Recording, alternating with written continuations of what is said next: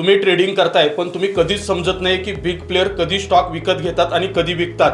तुम्ही कधी असा विचार केला आहे की बाजारात मोठे ट्रेडर्स कसे प्रॉफिट कमवतात आणि नेहमी रिटेलरला कसे गंडवतात? बाजारात मोठे प्लेयर रिटेलरला नेहमी गंडवण्यासाठी काही विशेष पद्धती वापरतात, त्यालाच स्मार्ट मनी स्ट्रॅटेजी असे म्हणतात। जर तुम्ही चार्टचा थोडा बारकाईने स्टडी केला तर तुम्हाला देखील समजेल मार्केटमध्ये काही ठराविक पद्धतीने स्टॉकची खरेदी विक्री केली जाते। बाजारात मोठे प्लेयर दोन महत्त्वाचे टप्पे तयार करतात, ॲक्युमुलेशन आणि डिस्ट्रीब्युशन। ॲक्युमुलेशन म्हणजे काय?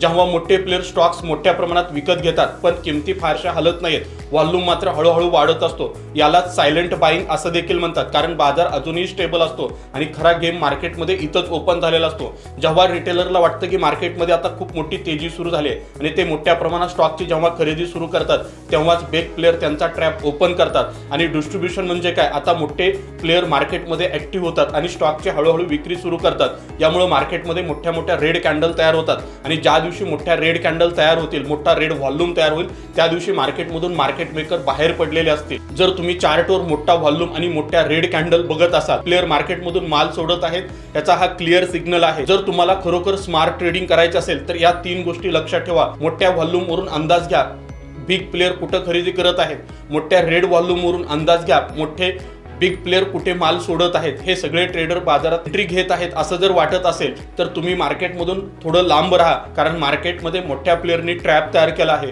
तुम्हाला अजूनही वाटत असेल बाजार तुमच्यासाठी चालतोय, तर नाहीये, फक्त तो स्मार्ट ट्रेडरसाठी चालतो। बिग प्लेयरची पुढील चाल ओळखायची असेल तर चार्टकडे लक्ष द्या, स्मार्ट मनी स्ट्रॅटेजी वापरा आणि फॉलो करा आणि व्हिडिओ शेअर करा।